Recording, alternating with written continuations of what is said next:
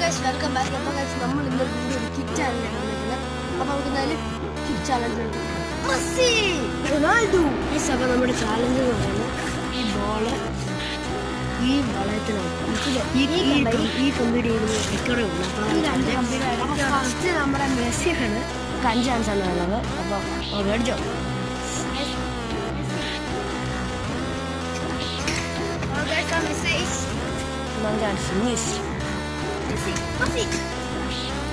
അതിന്റെ അടിയിലൂടെയാണ് കൂട്ടത്തില്ല മണ്ണക്കളൊക്കെയാണ് പെട്രേ ഇല്ല.